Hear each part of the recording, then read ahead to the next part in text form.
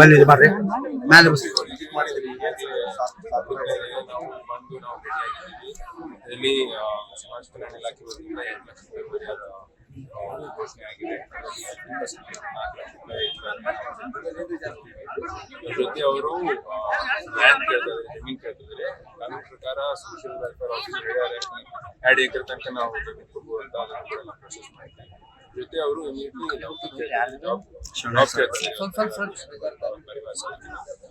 ನೌಕರಿ ಕೂಡ immediately first ನಾವು ಹೊರಗುತ್ತಿಗೆ ಆದ ಮೇಲೆ ಅವರಿಗೆ ಕ್ವಾಲಿಫಿಕೇಶನ್ ಪ್ರಕಾರ ಯಾವ್ದು ಬರುತ್ತೆ ಅದ್ರ ಪ್ರಕಾರ ಅವರಿಗೆ ಹೊರಗುತ್ತಿಗೆ ಆದ ಮೇಲೆ ಸರ್ಕಾರ ನಾವು ನೌಕರಿ ಕೊಡೋದಕ್ಕೆ ಅದ್ರ ಜೊತೆ ಅದು RC ಹೋಗುತ್ತೆ.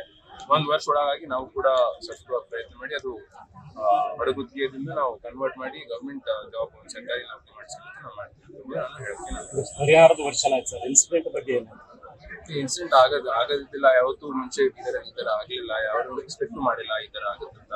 ಈಗಾಗಲೇ ಅವರು ಎಲ್ಲ ಪೊಲೀಸ್ SP ಇಮಿಡಿಯೇಟ್ಲಿ ಆರೋಪಿಗಳನ್ನು ಬಂಧನ ಮಾಡಿ ಕಾನೂನು ಪ್ರಕಾರ ಕ್ರಮ ತಗೊಂಡು ಕಾನೂನು ಪ್ರಕಾರ ಇನ್ನು ಕೆಲವೊಂದು ನೆಗ್ಲಿಜೆನ್ಸಿಗಳು ಗನ್ಮನ್ ಇರಲಾರ್ದೆ ಇಷ್ಟು ಹೆವಿ ಅಮೌಂಟ್ ಅನ್ನು ಕಳಿಸ್ತಾರೆ.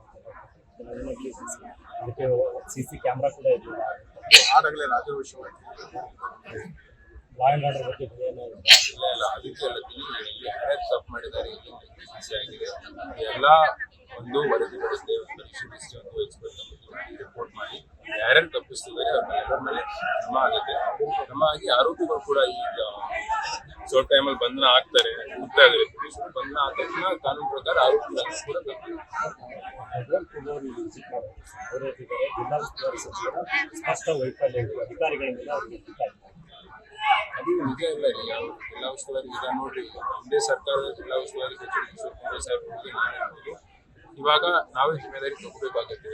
ನಮ್ಮದೇ ಸರ್ಕಾರ, ನಾನೇ ಸಂಸದ, ನಾವೇ ಜನಪ್ರತಿನಿಧಿ ಅಂತಂದ್ರೆ ಎಲ್ಲೋ ಒಂದ್ ಮಟ್ಟದಲ್ಲಿ ನಾವೇ ಜವಾಬ್ದಾರಿ ತಗೋಬೇಕಾಗುತ್ತೆ. ನಾವು ಜವಾಬ್ದಾರಿ ತಗೊಂಡು ಏನೇನು ನಾವು ತಪ್ಪು ಮಾಡಿದೀವಿ ಅಥವಾ ಏನೇನು ಕರೆಕ್ಟ್ ಆಗಿ ಆಗ್ತಾ ಇಲ್ಲ ಅದನ್ನ ನಾವು ಅದನ್ನ ಸುಧಾರಣೆ ಮಾಡ್ತೀವಿ.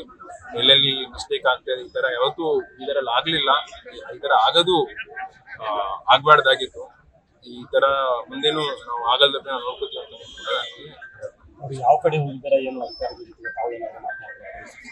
ಇನ್ವೆಸ್ಟಿಗೇಷನ್ ಇಲ್ಲ, ಅದೇನು ಇನ್ವೆಸ್ಟಿಗೇಷನ್ ನಡೀತಾ ಇದೆ. ಅದು ಇನ್ವೆಸ್ಟಿಗೇಷನ್ ಆದ್ಮೇಲೆ ಬಂಧನ ಎಲ್ಲ ಆರೋಪಿಗಳು ಬಂಧನ ಆದ್ಮೇಲೆ ನಾವು ಮುಂದೆ